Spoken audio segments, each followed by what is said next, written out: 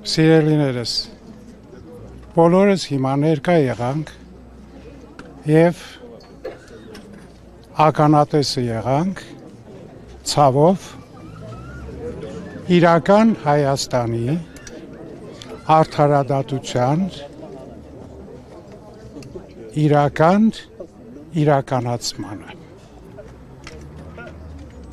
Նորից ցավով պիտի ասեմ, արդարադատություն, որը իրականացվում է, իրական ավտոկրատիկ ռեժիմի ստեղծած մի մթնոլորտում, բնականաբար, որը վախի, կամակատարության, քմահաճույքի կատարման մթնոլորտ է։ Մեզ համար հայտնի է, որ Միքայել Սրբազանի այս ամբողջ դատական գործը և հիմնական մեղքը նրանում է կայանում, որ նա հայ եկեղեցու հոգևորական է և պետք է հայ եկեղեցու հոգևորականին որևէ կերպ պատժել։ Ինչպես մեր նախորդ հայտարարության մեջ Մայր Աթոռ Սուրբ Էջմիածնի նշել էինք, որ մենք չենք ընդունում Միքայել Սրբազանի մեղավորությունը, որ շինված ապօրինի գործընթաց է գնում, մենք նույն կարծիքին ենք մնում, առավել ևս համոզվեցի, երբ այսօր մեղադրող կողմը մի անգամից 2.5 տարվա խափանման միջոցը որպես ազատազրկում առաջարկեց։ Գիտեք, այն հսկա մի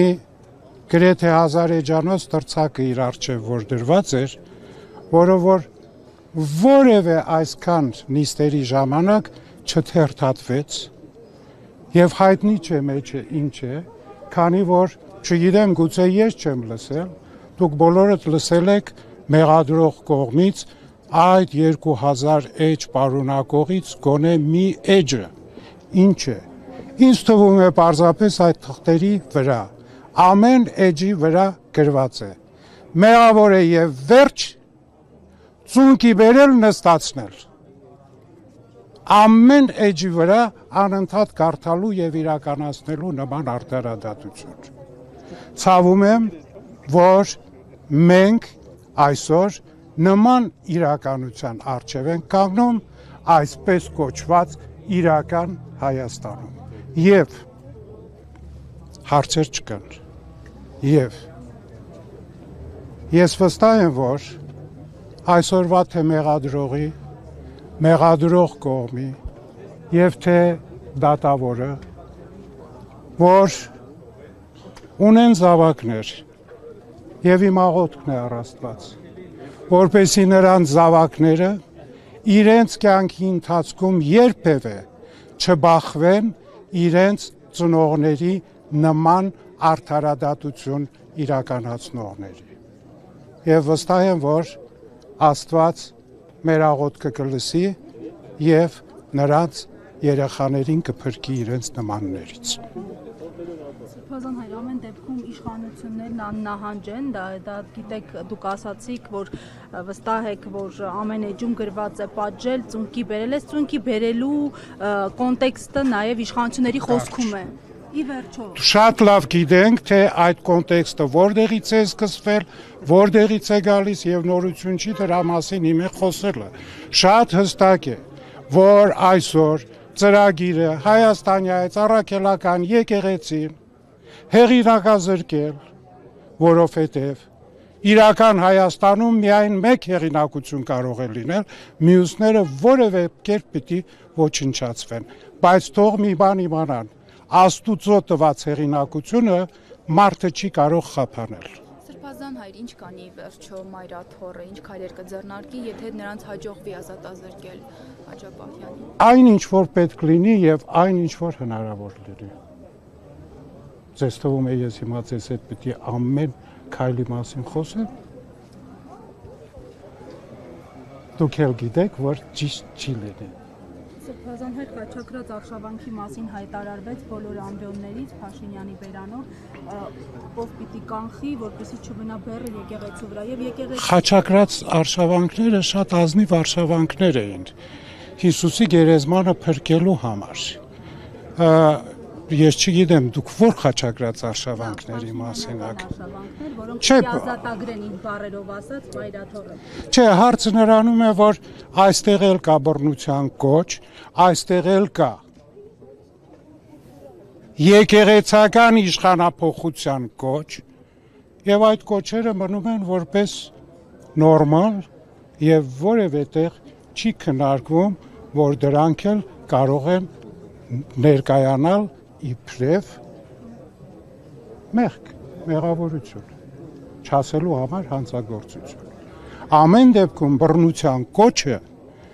ում համար, ում դեմ էլ լինի, բռնության կոչը մնում է բռնության կոչ, որը ընդունելի չէ թե քրիստոնյա հասարակության եւ թե իրական իսկապես ժողովրդավար հասարակության կողմից։ Սրբազան հայր այսօր հերթական հոգևորական հայտարարություն տարածել Տեր Արամի ասածը հաստատելով հիմա կդժվարանամ հոգևորականի անունը Տեր Թադե։ Եվ շատ են այսպիսի հոգևորականներ։ Ոչ, շատ չեն այդպիսի հոգևորականները եւ ես որևէ կերպ չեմ տեսնում դրա մեջ ինչ որ սոսկալի մի մեղք, ինչ որ հեղափոխական ինչ որ բաներ, այդ ամենը մենք ուսումնասիրենք, հանգիստ կքննենք ի վերջո ամեն մի ուրեմն ինստիտուտում կա իր ներքին կադրային հարցերը, կա իր ներքին կարգապահական հարցերը եւ դրանք այն բաներն են, որոնք բնավ չի հուզում այսօր մեզ ինչ որ ձևով այս Դա ջան, ես ասում եմ դեռսկի չենք էլ քննել, դուք ասում եք կարգալույս կանեք։ Դուք ուզում եք այն ինչ որ նրանց միջոցով ուզում են որ մենք անենք։ Ինչի մասին է խոսքը։ Իսկ չի քննվել, ինչ կարգալույսի մասին է խոսքը։ Սրբազան հայր։ Դուք շարունակեք։ Չէ, բայց ինչու հետ կա մենք էլ նման մեղադրողների նման ենք։ Ոչ պարզապես իշխանականներն են նման թեզեր տարածում։ Թող տարածեն ի վերջո իշխանականները եւ որևէ մեկը իրավունք չունի եկեղեցու ներքին կադրային հարցերին խառնվելու։ Ներքին կարգապահական կանոնական հարցերին խառնվելու։ Որևէ մեկը իրավունք չունի։ Իսկ եթե իրենց համար ուրիշ բան չունեն անելու, այդ ժամանակ թող զբաղվեն նաեւ այդ հարցերով եւ ստեղծել իրենց համար ինչ-որ մի գործընթացներ, որ իրենց իրական Հայաստանը ավելի իրականացնի։ Սրբազան հայր, քանի որ իշխանության առաջին խոսնակը սիրում է խոսել սաղմոսներով, այսօր ավետարանից որևէ մեջբերում կանեք դատարանի ու իշխանության համար։ Ամբողջ ավետարանը կարող ենք այսօր կարդալ։ Բայց այսօրվա համար ամենակարևորն է ինձ համար խնդրեցեք եւ կգտնեք, բախեցեք եւ կբացվի։ Ուրիշ կոչ չեմ կարող անել։